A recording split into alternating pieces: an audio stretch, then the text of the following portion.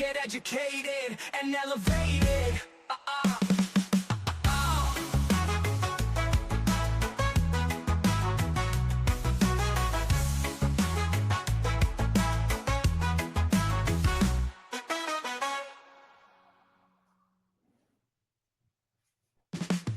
We stand tall, we rise up loud, fighting for the patients, lifting the crowd.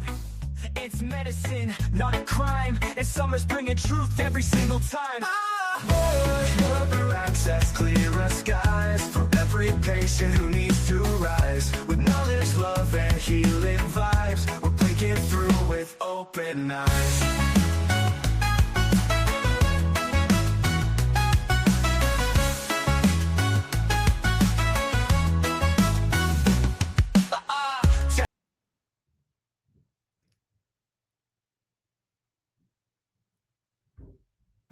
Hello. My mic was muted. I muted it myself. I do silly stuff like that every time I get started. It's funny. But anyways, welcome to our weekly Patients for Safe Access podcast, where your hostess with the mostest, me, Summer Parker, Patients for Safe Access. And I have my beautiful guest over here to the side screen, Miss Teresa Carr.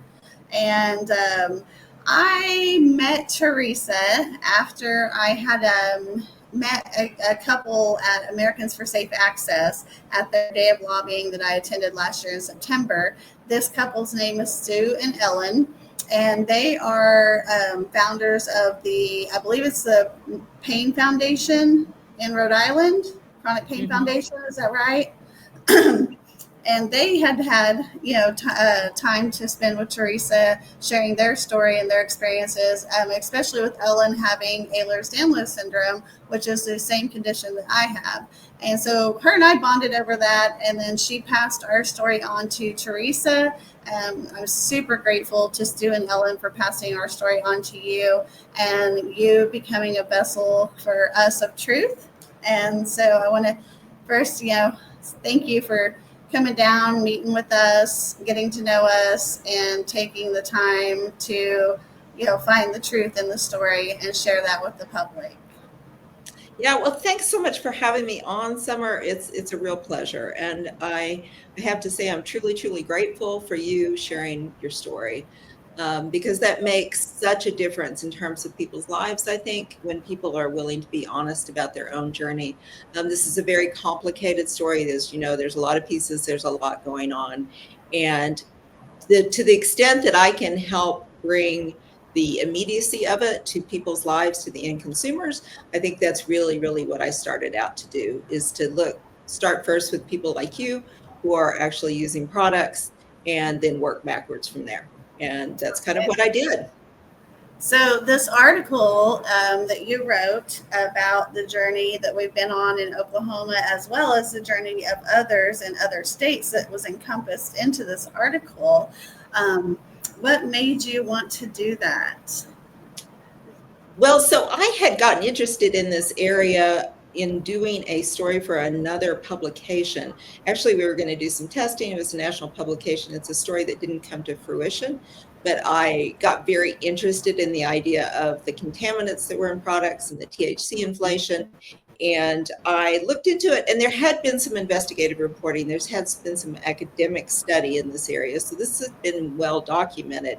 But as I kind of dug into it a little bit, the thing that interested me, and ultimately the thing that I think helped get me a Pulitzer grant, which was to support my reporting, to do this for Undark.org, was the idea to say not just that this was happening, but why it persisted and what people were doing. And that's one of the things that got me so interested talking to you and Charles, was to say, who are the change makers? Who are the people that are really advocating and pushing for change? And I found those people at all points along the industry. It's not just activists like you. I found, people who are growers. I found people who are lab managers, dispensary managers, and regulators, as well. There are a lot of people that are working hard on this issue. There are. So you talk about a lot of inflated THC numbers, molds, pesticides, heavy metals in products. And, obviously we presented our testing to you, but did you guys have the opportunity to test in other states as well or collect data from them as well that supported that? We collected data. We didn't do any testing ourselves. There's been a lot of that done. Mm-hmm. And it didn't seem to be necessarily the thing that would move the story forward. So what we did is we put in open records requests with several states, and to the extent that we could get that data and have time to analyze it. I'm sorry to say we did not get enough data from Oklahoma to do anything really with in time for our deadline, but we did get data from Maryland and from Oregon and Massachusetts, and you'll see the result of that analysis in the story on undark.org, where I didn't do the data analysis part of it. We had a couple of expert data journalists come in and do some data analysis, which I really, very grateful for, very appreciative of. And we were able to put together, I think, a very interesting story about what's going on in the industry based on that analysis. That's interesting in regards to the open records request for Oklahoma, because for me, I have been submitting open records requests for a year or so now, a year and a half, and they come very slowly, if at all. You have to fight tooth and nail to get anything out of the OMMA. So did you receive any data at all from your open records request from OMMA? Data, unfortunately, it was just not enough for us to do the kind of analysis we did with some of the other states. So they did try to work with us. We did receive some data. I wasn't quite clear on what we were looking at, and I wasn't able to identify that, quite honestly, in time for us to get to our deadline, because it takes, as you know, it takes time to go through the analysis portion of it, and then that has to be extensively fact-checked. I mean, this story went through probably 3 weeks or more of very heavy duty fact checking on top of everything else. Legal department and everything else. It was already delayed from where we wanted to publish, so we just couldn't. That's okay. I'm grateful for the process that it took, though, because it just goes to validate, substantiate, and show the proof in the things that Charles and I have been saying for 2 years now, and a lot of people hate on us because they're like, oh, well, you're trying to pick on the industry, this, that, the other.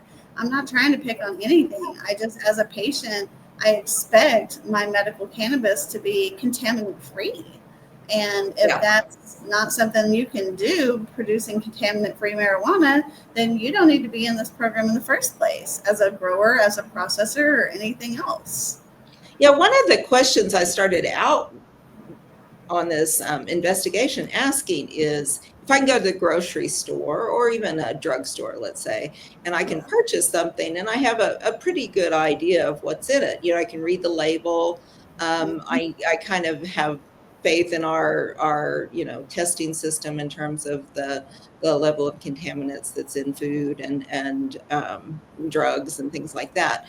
And I think there is that same idea that you can have the same level of trust in something that you would buy at a dispensary, right? It's been through also. And there is a pretty, for most states, there's a fairly extensive testing requirements in place, maybe even more so than for other agricultural products, right? So I think the expectation there is that when you walk in and that's you're going to get the quality product that you think you're going to go in for. So Absolutely. My question starting out was, is that true? And if it's not true, what are the barriers that keep that from being true?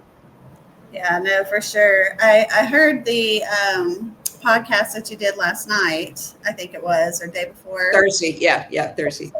And in that one, you were talking about how cannabis or hemp or anything like that is a bioaccumulator, and it absorbs all those things. And we talk about that often as well. We brought that up in our meetings for patients for safe access and stuff.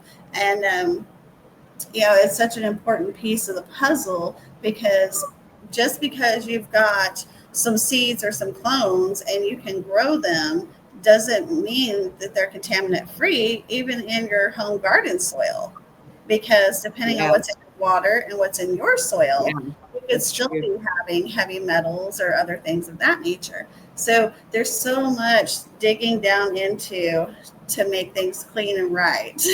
Yeah.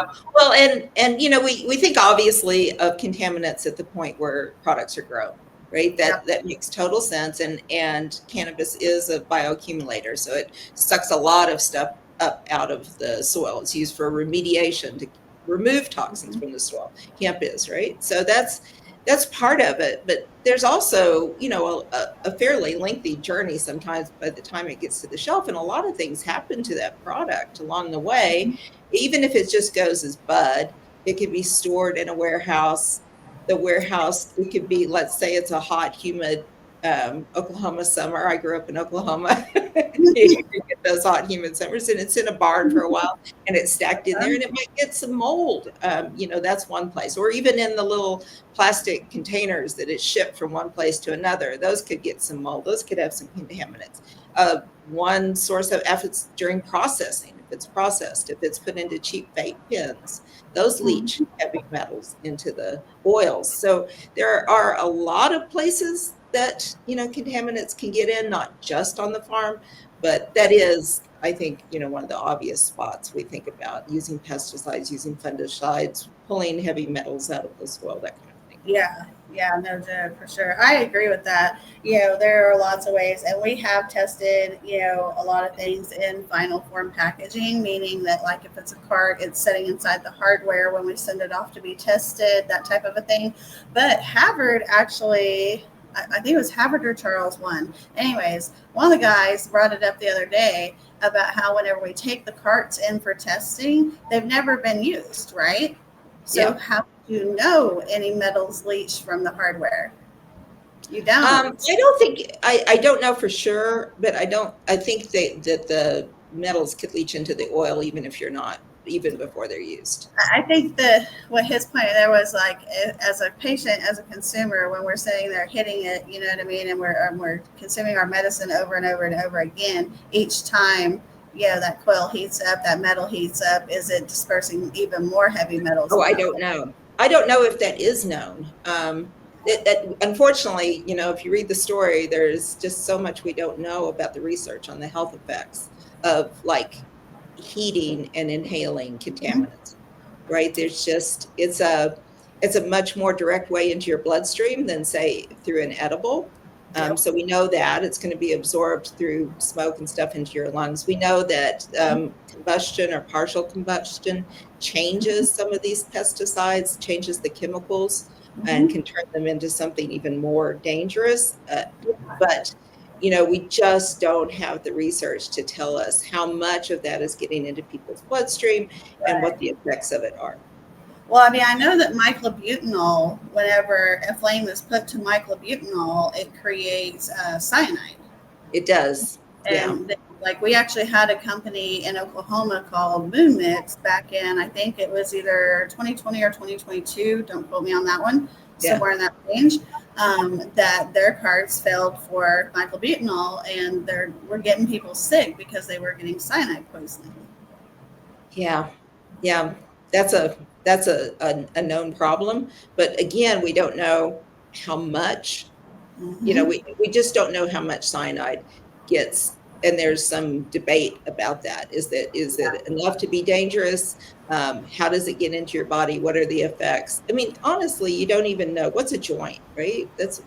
How much is that? We don't have that good, but we don't have a good sense of, like, when I say we, scientists don't have a good sense of, like, how to measure this, how to measure the amount and the exposure that you get. And that research really desperately needs to be done. It definitely does. Whenever we, identified that there were pesticides and stuff in products that we had consumed on a regular basis, we started looking into how to identify what pesticide residuals maybe remained in our body from the consumption of these products, right? Yeah. It is so hard to find any medical people out there. We found one place, environmental science, health and science, I think it is, out of North Texas. And out of the 22 chemicals that we could tell them, hey, we know for sure the products failed for all of these. We would like to be tested for these contaminants, right? They come back, they could only test for one of them. And I was Really? like, yeah, like I'm not going to spend, $10,000 or more to go through the process, and you can only identify 1 out of 22.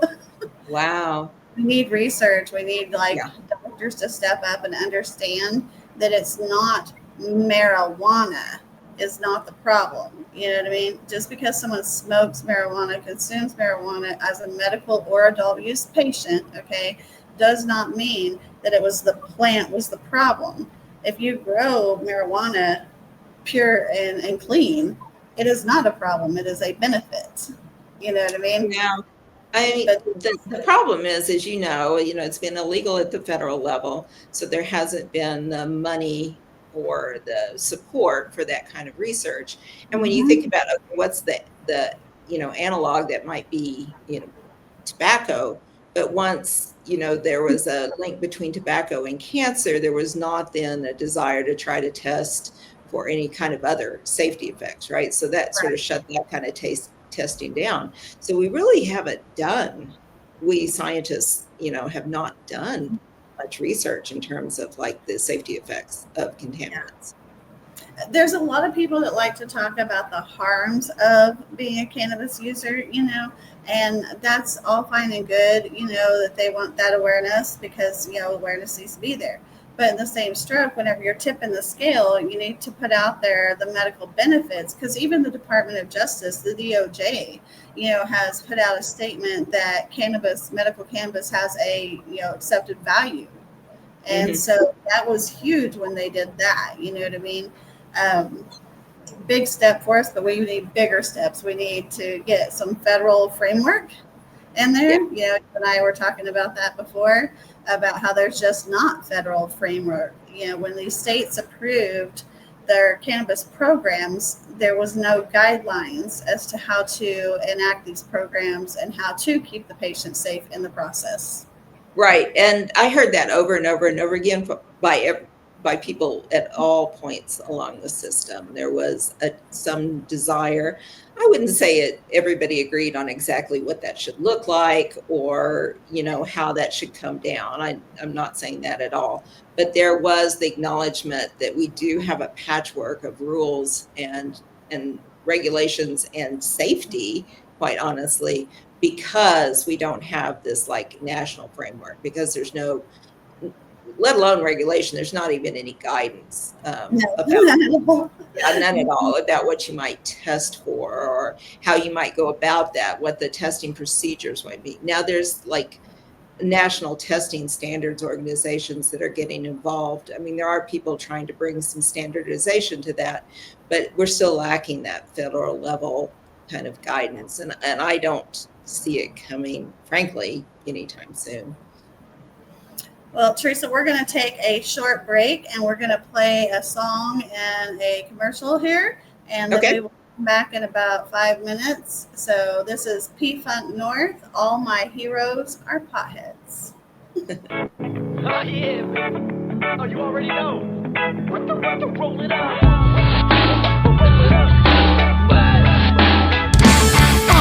All my heroes are potheads. All my friends are too. So why drink and drive when you can smoke and fly? Peter Tosh set out to legalize. All my heroes are potheads. I wanna be like Snoop D-O double G, sipping gin and juice, smoking THC. I wanna be like G-Gen Chung, selling trendy hair tampons, taking hits from the bong. Say oh, oh, oh, oh, oh. I've got the munchies, bro. Cause all my heroes are potheads. That's right. All my friends are too. So why drink and drive when you can smoke and fly? Peter Tosh set out to legalize. All my heroes are potheads. I wanna be like Willie Nelson, more marijuana, less country western. I wanna be like Bob Marley, puff a Macaya with all family. Say oh, oh, oh, oh, oh. I've got the munchies, bro. Oh my god, I love Doritos. All my heroes are potheads. All my friends are too. So I drink and drive when you can smoke and fly. Beat or dash, they got to legalize. All my heroes are potheads. There are so many more. So many more. But I just can't remember. No, because all my heroes are potheads. All my friends are too. So I drink and drive when you can smoke and fly. Beat or dash, they got to legalize. All my heroes are potheads. My heroes are potheads. All my friends are too. So I drink and drive when you can smoke and fly. These are that they got to legalize. All my heroes are potheads.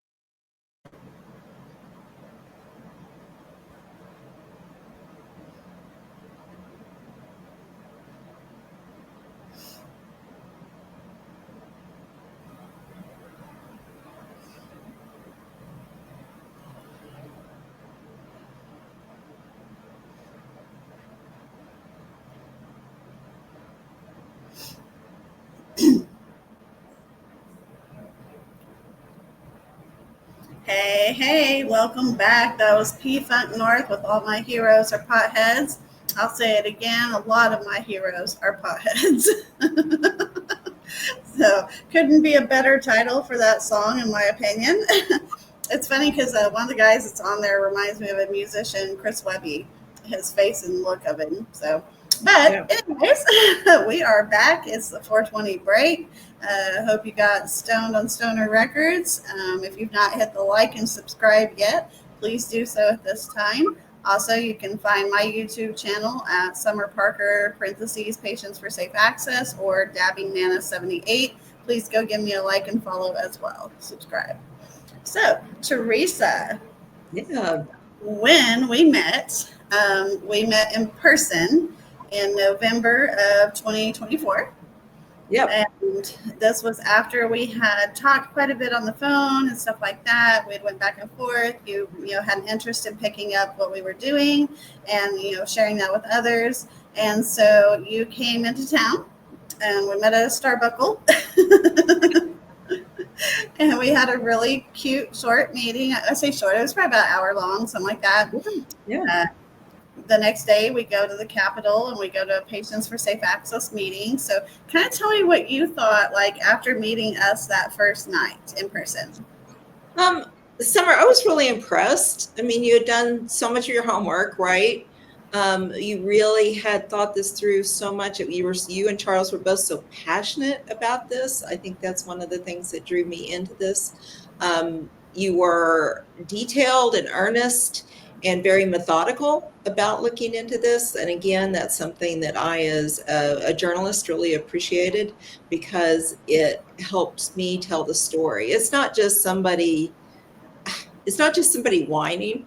I mean, not to sound rude, but it's not somebody just complaining. It's somebody that's actually trying to take a methodical approach to making a difference. And that really drew me in. I thought also that there's been reporting some, especially in California, Colorado, a little bit in Oregon and stuff, but I hadn't seen much about Oklahoma on a national stage. Mm-hmm. And I thought, Oklahoma is a place where people are trying to make things happen. And I just wanted to showcase some of that as well. Maybe there weren't national reporters looking at that. Right. They should be, though. So we met the next day again at the Capitol, the Patients for Safe Access meeting for November 24. And we had invited multiple regulators to come into the room that day. And we hosted a private meeting with our Patients for Safe Access team members, and we, hosted them. We had a lot of great questions, a lot of things to talk about with them. And then, tell me what you thought of that meeting. I thought it was really super interesting. I love to hear the viewpoints of everybody. It was my first time to really get exposed to OMA and the kind of things they were doing and what they wanted to do with the new quality assurance lab. So that was really helpful from my perspective. It was helpful for me to hear from Scissortail and some of the testing they have been doing for you guys. And then later in the afternoon to hear from and talk to some of the vets who were also very passionate about clean products. And some legislators, Connie Johnson was there in the afternoon meeting her. I thought it was really super interesting that you guys went down to see the governor. You were trying to make an appointment with the governor, even though he wasn't there to make an appointment with, but you were still pushing that idea and pushing that agenda. So all of that was just really, really gave me some super good background about what was going on in Oklahoma. The governor's office that day was interesting because usually he and I will go just us by ourselves up there, and we've put in multiple meeting requests with him. Each of those have been denied or declined or not responded to.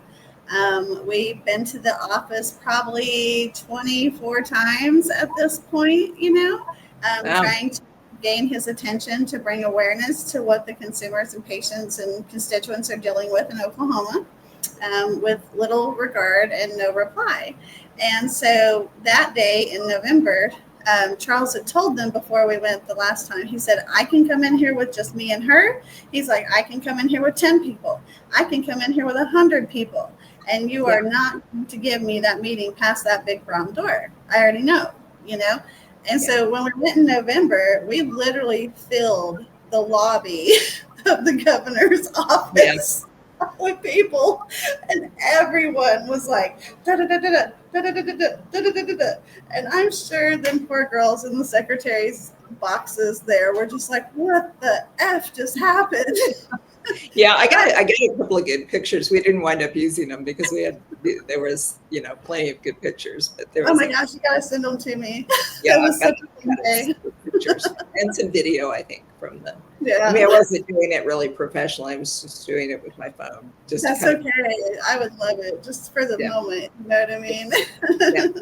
So Charles actually, we ran across Governor Stitt December 17th of last year. We're down at Matt Pinnell's office trying to, again, talk to somebody about this stuff. And he saw the governor coming through the foyer there in front of the lieutenant governor's office, and he just beelines out the door. You know what I mean? I'm standing there talking to people. I don't even know what's going on. I'm about to miss an opportunity. He is not, you know. Yeah. And he goes out there, you know, and they're talking for a minute or two. And then, you know, he asked the governor, you know, will you please meet with us so that we can discuss these concerns? And the governor shook my boyfriend's hand and said, yes, I will. And we immediately left from Pinnell's office, went back up to Stitt's office to secure the meeting that he just shook his hand on. And girlfriend, we still ain't got it. Yeah. You know what I mean? They keep pushing us off. Now they're pushing us off to somebody named Secretary Everest, who is like, I don't know. This lady appears out of nowhere, but has an office nowhere. You know, like she appeared at the last Executive Advisory Council meeting, but that's the first time I ever seen her in person. And she doesn't have an office in the Capitol. They say she has an office in the Department of Public Safety. I call over there. They don't know what I'm talking about. You know what I mean? Really? What's her title? What's her title? Secretary Everest. I don't know what her title is other than secretary. Yeah. Yeah. So, it's interesting.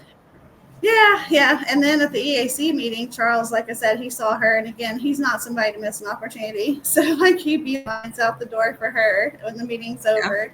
And he tells her that he'd like to have a meeting with her. And she says, okay, no problem. And he assumed that she was going straight to the governor's office after the Executive Advisory Council meeting.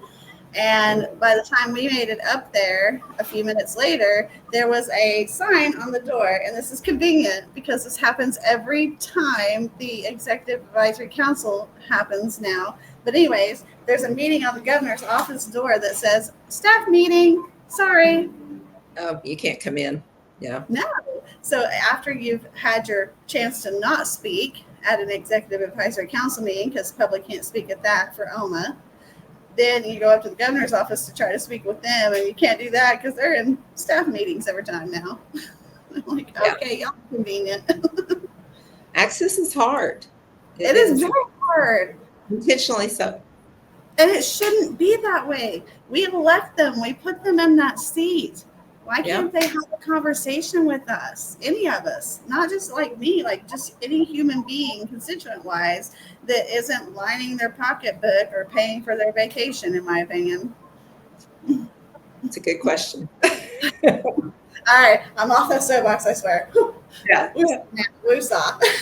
But no, the governor's office thing, it gets me fired up. It really does. And, you know, I feel like that it's not handled the way that they should handle it. We should be able to come up, express concerns, and have, you know, the ability to get that addressed or at least feel heard, not appeased so that we'll leave.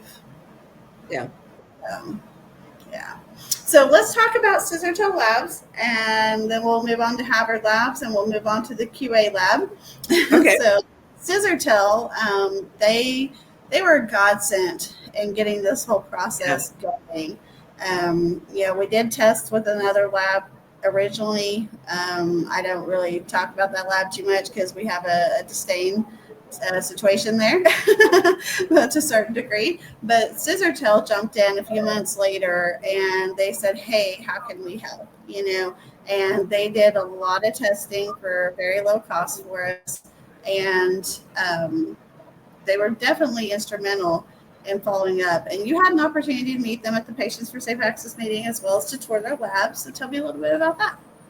Yeah, so I met Sarah and Ian Cameron at the meeting at the Capitol. And then they also were generous enough to give me a tour of their lab later that afternoon, which was, or actually the next day. Anyway, so great, so interesting. I loved it. They were very open to show me everything and take me through all the little analytical, you know, the tests and how things work. And I was there for probably an hour.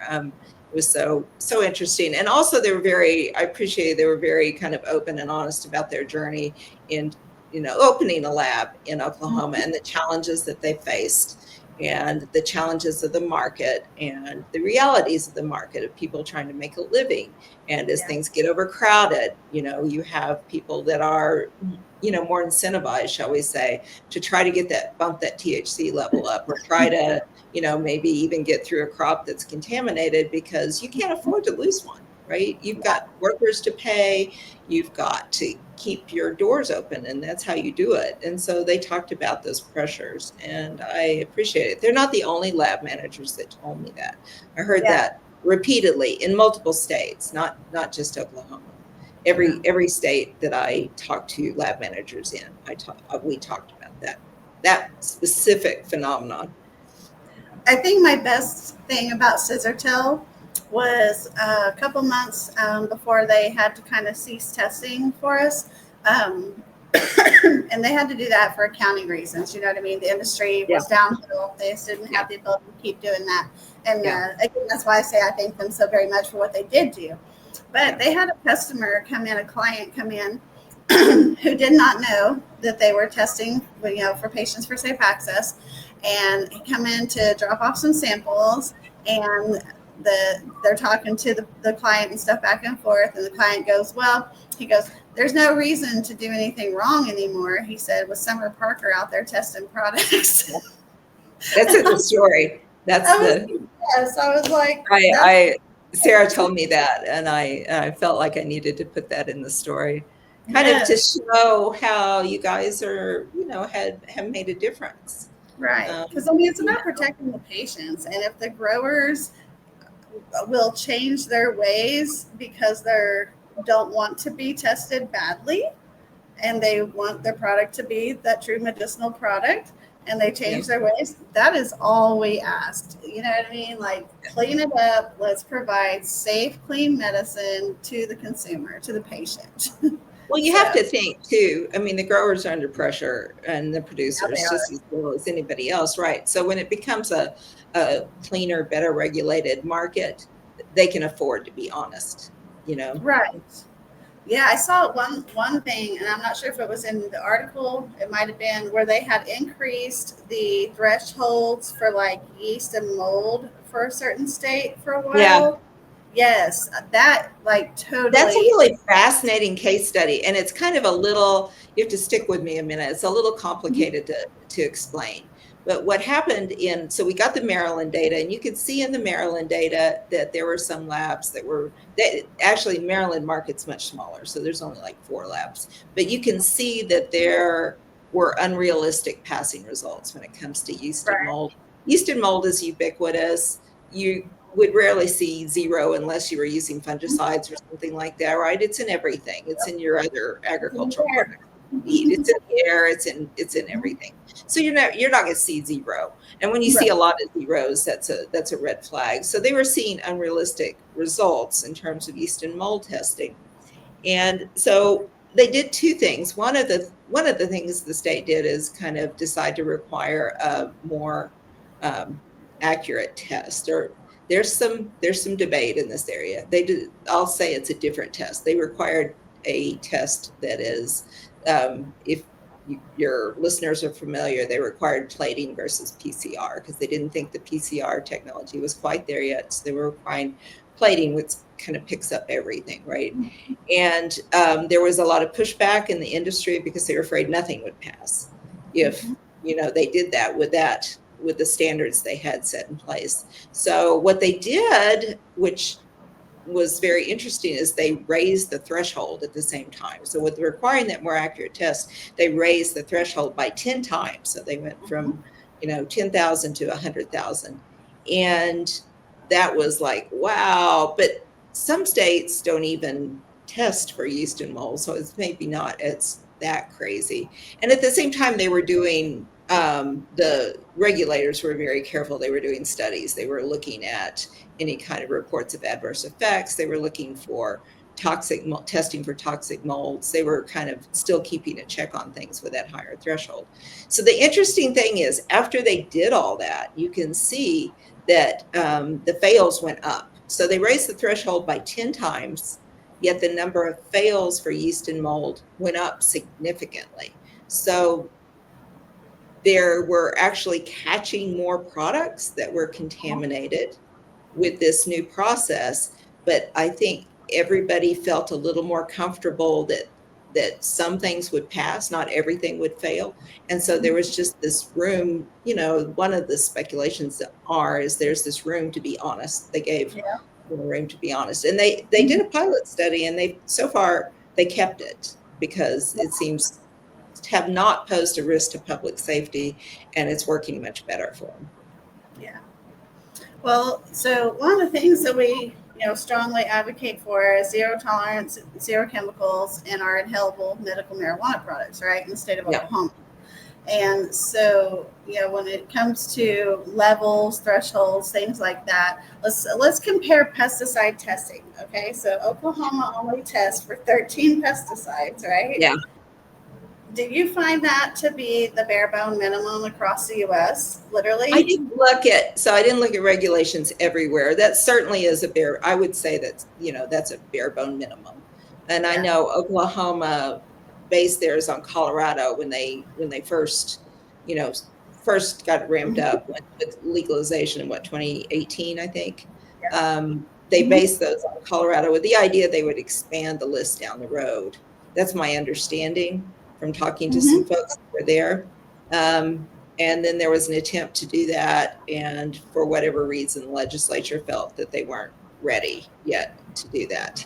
I didn't investigate the whys of that, quite honestly, but that is my understanding of the situation. Certainly other states test for more pesticides. When I was in Oregon, I visited the Oregon lab. They're looking at They were in the midst of doing a study. Their QA lab was in the midst of doing the study of what's on the market and kind of seeing what pesticides are being used that they aren't regulating right now. So they're investigating that. But they do test for more. For example, Oregon tests for more. California tests for more.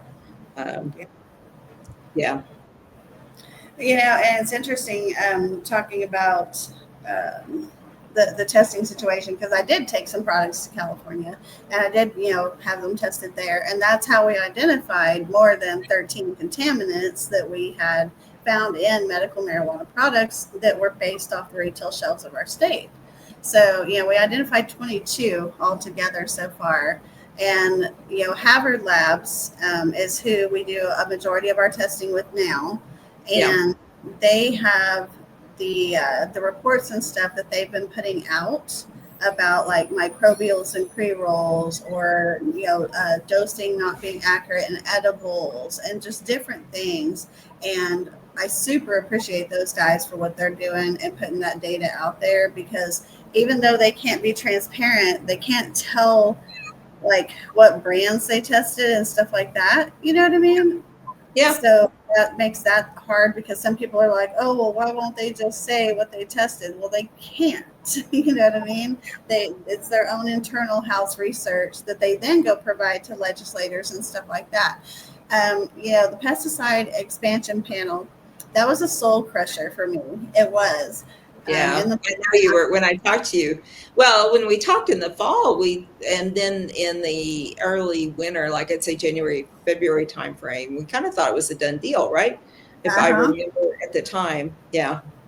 Yeah, we did. And then Senator Bergstrom struck it off the Senate floor, and he still will not return a phone call to me. This is multiple weeks that I bring it up on my podcast and on my Facebook lives and everything else, and he still won't call me back. But anyways, even though it was a soul crusher, I also had to turn around and look at the glass half full moment that happened too, because we only started Patients for Safe Access in August of 2024. We are not even a year old yet. We will be a year old next month. I know, it's amazing. That's amazing. For us to have accomplished what we did with pushing that pesticide expansion panel as far as it went for a first year group, I'm proud of my people. I'm proud of my team. It's been a journey for sure. Well, and my impression, and mind you, this kind of came late in the game in terms I was basically already finished with my reporting, and I didn't, dig down deep into this. But my impression is that it's not gone for good. It's just, delayed, which I know is a disappointment to you. But there's an option for growers and processors in the state of Oklahoma to go an extra step and earn the trust of the patient, because Harvard does have the ability to test for that expanded list of 66. Yeah. You know, and there are a lot of things that are used on medical cannabis products that are not even tested for currently in the panel that's there. So Right. by expanding it, the growers would know, okay, well, I need to eliminate this now.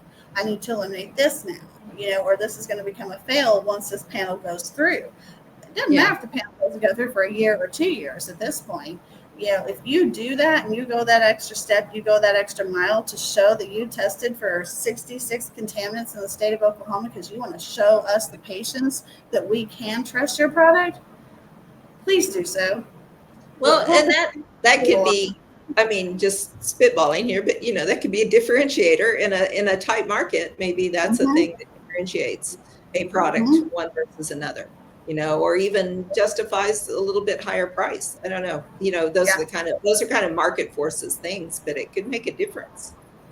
And if there's other labs in our state that have the ability to, you know, enact that process as well and want to, then, you know, holler out at us. Let us know you're doing that. We want to share that with the other patients, because then we'll look for products that have been tested by said labs. You know what I mean? Yep. We'll know that we can trust it just a little bit further instead of having to trust with blind faith and getting poisoned instead.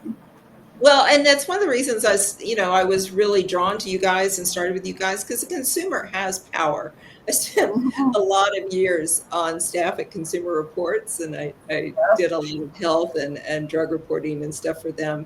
And that has always been kind of my mantra about, you know, it's the people, it's the end consumer, it's those people. They have more power than they think over the marketplace.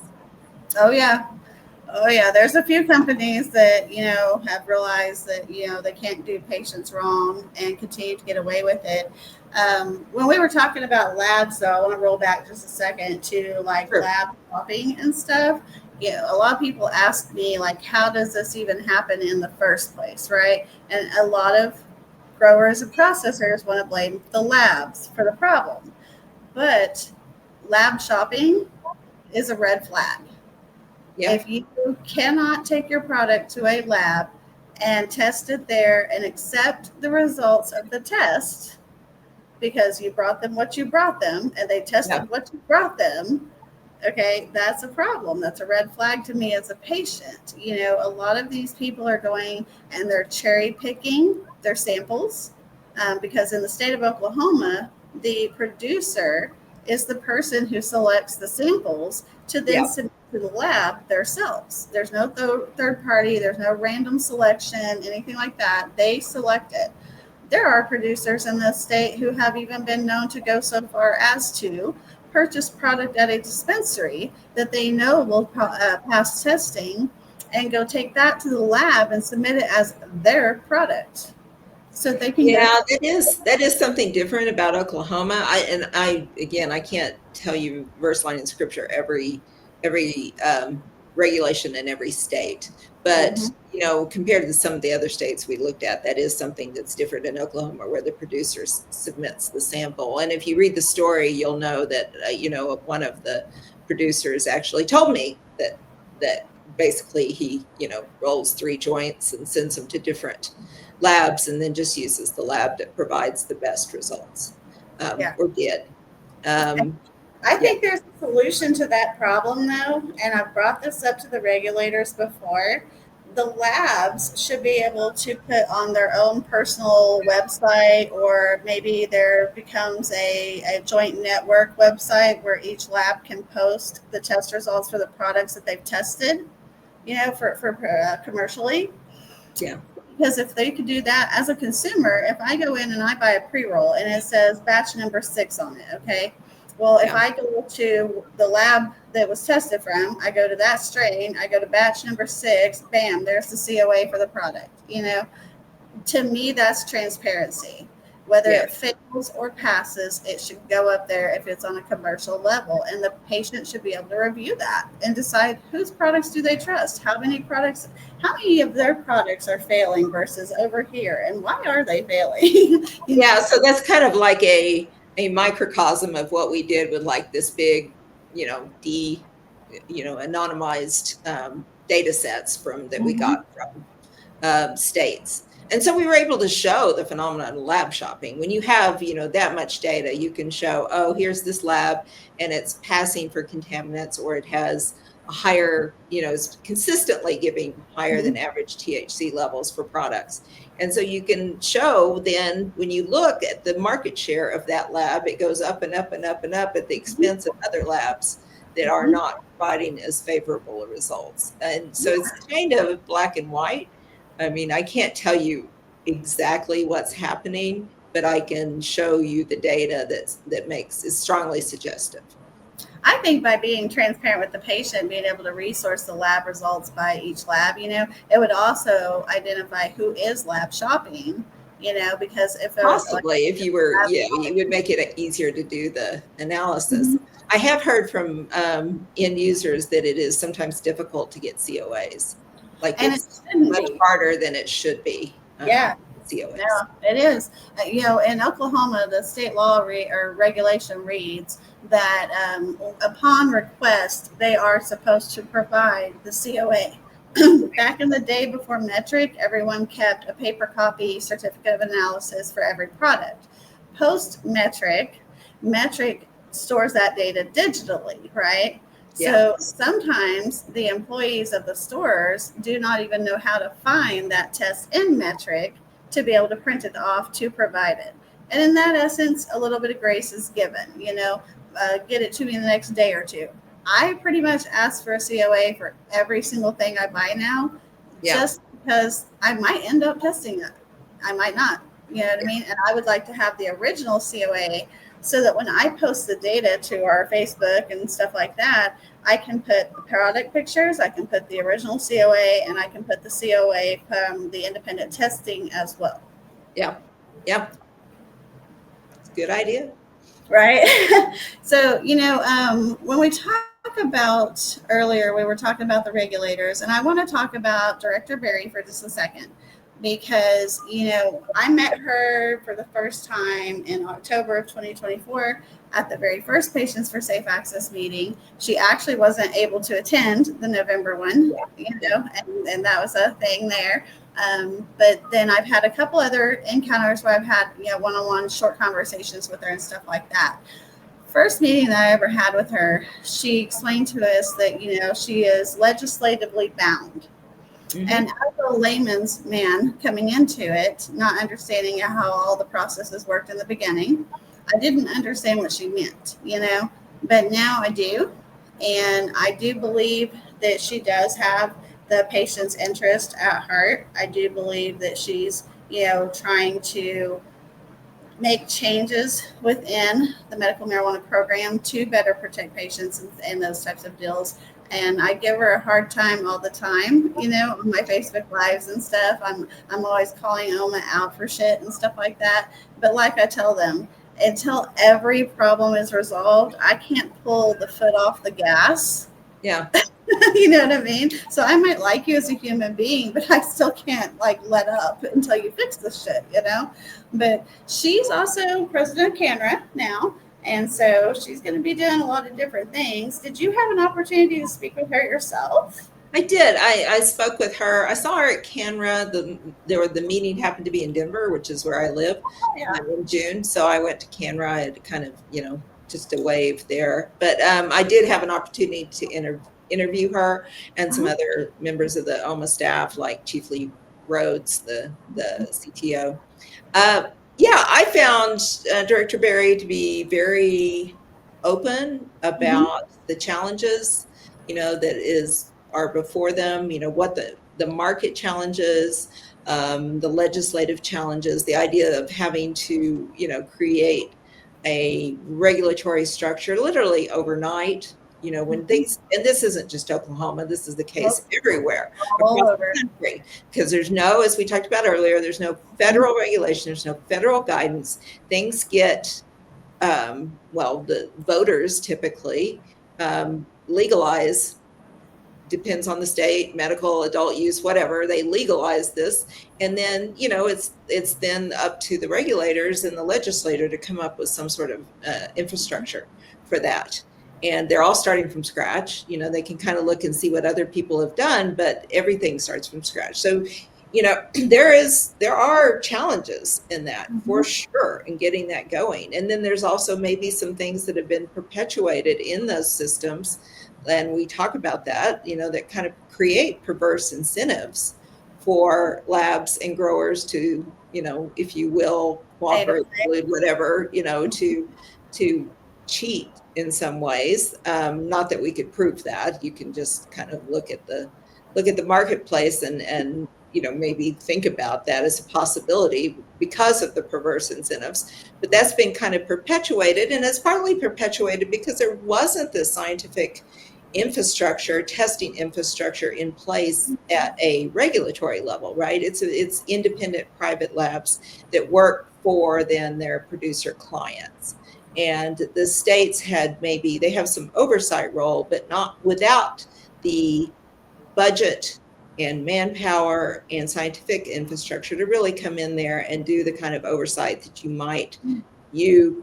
patient activists might be hoping for. And so in talking to Director Berry, I thought she was honest about that. One of the reason besides, meeting you and Charles, the reason I got interested in Oklahoma, the reason I got interested in Oregon is because of bringing the new QA labs online. It's a trend among regulators, and Oklahoma is actually a little bit ahead of many other states in that regard. I know. Oregon opened theirs last fall, and other states are looking at doing this. And some states have, and other states are looking at doing this. So it was just an interesting moment, I think, to be in there when the regulators are kind of saying, okay, here's the next step we can take to make this better. And it's funny, we advocated for all kinds of different things in the very beginning, and we're still advocating for each of those things individually until we succeed with them. But one of the things that they've actually implemented now is that they're going to be putting a scannable barcode on the back of our patient license cards so that there's not clerical errors when entering that into the system. And a lot of people in this industry in Oklahoma have actually lost their businesses over clerical errors like that. You know what I mean? Oh, really? Yeah. And so, but we advocate for veterans to be able to receive their medical cards at a discounted rate, no matter what their rating is, that type of a thing. We've advocated for the clean medicine, the pesticide expansion panels and stuff, and we're just going to keep pushing it forward, and the QA lab has been an interesting point of contention lately, because we've been told 30 days, multiple times on when the QA lab is going to be up, running, and ready. Still haven't gotten a tour of that lab, me or Teresa. We will be. No, I have not. We checked just before we went to print to see, and it was part of the fact checking to see if it was open, and it was still almost. So, Yeah, we have a lab, a patient services lady, I guess is what I'm going to call her. I don't know what her actual title is. It's a new position, you know what I mean? And they are going to have some things where patients, if they have concerns or they have direct questions and things like that, instead of having to go through the 1-800-ELMA number, we'll have a patient services division that they can contact to express their concerns or thoughts. So that'll be interesting. I'm kind of excited. Seems like a good idea. I hope it works. I hope so too, as long as there's a phone number that's separate from the one they got. Because, not everybody can come to OKC and go to the Connors building to go sit in person in the little patient services booths. So we'll see. Absolutely. We'll see how easy they make it and how hard they make it. The QA lab, I personally, with us going to a state QA lab, and here we go backwards for a second. Our state has bottlenecked licensing during a moratorium and taken so many licenses away during the moratorium that every category has been cut by at least 50% in licensure. Dispensaries, Wow. processors, everything, except for the labs. Now, the reason why I run up to that way is because with the QA lab coming, what I have noticed a trend is that there are many of our labs that are in Oklahoma Medical Marijuana Authority's administrative court proceedings now. Yeah. And I'm wondering if they are getting ready to bottleneck the labs down to where there's either one, only a handful of them. We had 25 originally. I think we're sitting at 17 now already. And that's down 4 or 5 labs just in the last 6 months. And so I don't know what they're doing. Have you seen or did anybody say anything about when they implemented the state QA labs in other states, whether or not they continued allowing the private labs to commercial test? Well, so not to your direct question. No, I didn't ask that. And this goes back a couple of months too, when I was talking to OMA about this.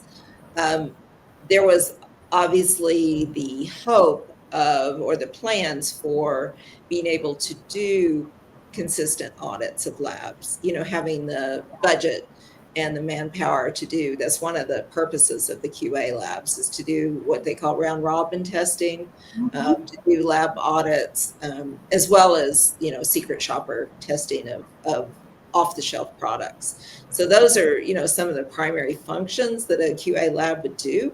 So I would expect, as it came online, for them to do more auditing. As in terms of what the end purpose of that is, I don't, the only thing that I know from talking to OMA is that it's to improve the quality of the labs, not just to be punitive, is what I was told, but also to provide some consultation. And the Oregon regulators said the same thing, because there's some, some of this isn't just like black and white. Some of it isn't cheating, not cheating. Some of it is differences in how you might calibrate equipment, or how you might handle samples, or how, some things like that. To the point of like, I don't know, how you handle a sample can affect the THC level. The comparator you use, your standardization can affect the THC level that you get. And if you're using the wrong one all the time, if you're not doing your own quality checks every 3 or 4 tests or whatever, there are a lot of things that can be done that wind up maybe affecting the accuracy of the results that nobody's trying to do, right? And so that presumably having some technical expertise for consulting is a helpful thing. We'll have to see how that works. I don't know. It hasn't happened yet. So one of the concerns that was brought to me, and I'm not a lab person, I'm not a licensed entity or lab or anything like that, so I don't know the rules and regulations, but it was said to me that if OMA does what they said they're going to do by round robining the samples around to each lab, that it will actually violate OMA's own rules and regulations, because once they have contracted with a lab, that lab cannot commercially test for X amount of years. So that's something they need to get cleaned up before they do that. Because I don't know, because they should. It just makes sense, right? You should be able to do round robin testing. You should. And this would be like this is a study. This isn't necessarily for something that's going on. But I would hate for a lab. I'd hate for a lab to lose their license because they tested products that the OMA lab sent them. You know what I mean? They shouldn't lose their license over that. That's it. I mean, I don't know. This is getting above my pay grade, so to speak. But it should be just a quality check. And if something's wrong, come in and look and see what happened, kind of thing. No, I think they should be able to do it, and that will be a way that. First, I think they've got to set standards where everyone is using the same SOPs, the same methodologies, and things like that, the same, chemicals, all that stuff. But until we do that, we can't get consistency. So OMA coming in and doing the round robin samples will help to eliminate some of those variance issues, in my opinion. I hope. That's the idea. And also, it's a good way to repurpose some of the stuff that didn't pass. It's an interesting way to take stuff that they know is contaminated and then test it and get know exactly what's in it and then send it around for round robin testing. I thought that was kind of an interesting way to repurpose. Well, I think I've seen Hippie back there a few times getting excited and stuff. We'll see if he has any comments or questions for us. Sure. You can audio only if you want, Hippie. Oh, there he goes. Expecting that. I was, but I'm too high for this. I don't remember what my questions are.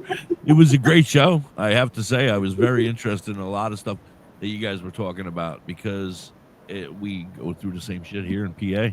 And I don't even know who does the testing here. But as far as like, we don't even like I would never trust the pre-roll ever. I don't know. You guys were talking about the pre-rolls. I don't like them. We don't have any, like my medical here, we don't have any pre-rolls. We're only medical here in Pennsylvania. And no shop sells a pre-roll. And then it brings me back to the incident with that company that you guys found, Summer, with that company that had the stuff inside in their ground up flour, remember? And then I'm like, how do you know what's in a pre-roll if you're finding it in a container already with, I don't remember what we decided it was, perlite or something like that. I think they said it was perlite, yeah. But yeah, so I don't, we don't know what it was. I wasn't there, so I don't want to claim anything, but I just can't take a chance. I go, like, this weekend is a 420 festival right here in Pennsylvania. And it's a big one. And they have a lot of people there who are selling or getting rid of hemp, yes, or THCA. Hemp's a whole nother animal. We could talk about. I didn't get into hemp in this story because it's just so different. I just looked at the legal marijuana market. I didn't look at the hemp-based market, but that is definitely an area for future reporting. Absolutely. Hemp is I don't know. I don't want to get too involved, too high for this. Like I said, I was sitting here getting high while you guys were talking. I appreciate you, though. The fantastic show. I loved it. I'm going to jump down now. Great. Thanks. Well, Teresa, absolutely. I can't wait to see what you write in the future. You just recently, got your diagnosis, and I definitely want to encourage you to pursue medical cannabis if you want to. Okay. To help I'll look with your into it. and stuff. There's lots of products and stuff that could be beneficial, to help you. So I look forward to seeing you again in the future. This is definitely not the end of our journey. I can tell you that. We're going to keep in touch. You definitely have to let me know what you guys are doing. I feel blessed to have met you. Thank you for bringing our journey forward and putting it in print. I don't think there could have been a better person to write it. You did really, really well, and we're grateful to you for that. I am, like I said, starting out, I'm just always so grateful to you. I'm grateful for anybody who wants to share their experience like that. It's really putting a piece of yourself out there. And it's the way that I bring stories to life for people. I can talk about rules, I can talk about regulations, I can talk about this stuff all day long, and it's super important. But to make that connection with our readers, I think it really helps to showcase people that are experiencing these things in their real life. And so I can't say enough about you and Charles sharing your experience with me. So with the Pulitzer grant thing, does that put you in a category where you could achieve something like that? No, it doesn't. It's just money. It was just a grant to support. I had to, write an application. So it helps support my travel to Oklahoma and Oregon and some of the data analysis and some of the stuff we did with the story. Because Undark.org is a independent nonprofit science magazine. It's published with support from the Knight Science Foundation, but it is a small nonprofit. So we don't have the big budget. Not that Pulitzer gave me a big budget. Right. But anyway, so that's all it did. But so does not put me in contention for any major prizes or anything like that. Although my mom, I'm going to confess, got really excited when I told her I had a Pulitzer grant and put it out there that I had a Pulitzer Prize. I'm like, Mom, you're way ahead of yourself. Hey, your mom is manifesting that shit. She's trying. She was very proud of me. So, okay, I'll take it. I am too. All right. Well, Teresa, we will catch you next time. Is there any social media links or websites that you would like to plug in real quick before we close out?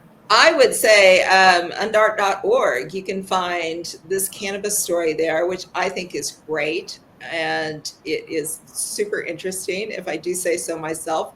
It has some great photos. You can see a picture of cannabis being used to remediate at Chernobyl. Mm-hmm. Yes, awesome. There's a cute dog. I'm just going to say go check out the story. And you can also find my other reporting and a lot of other super great science reporting at undark.org, and it is free to access. Absolutely, guys. Check out that article and many more at undark.org, and we will catch you guys later. One love, much love. Catch you later. Bye, Senator. Bye, Hen. We know your source. No more poison, change the course. Summer's here to drop the facts. With heart and fire, we got your back.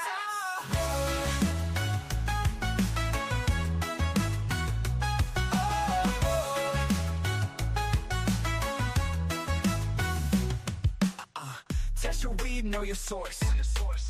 No more poison, change the course. Summer's here to drop the facts. With heart and fire.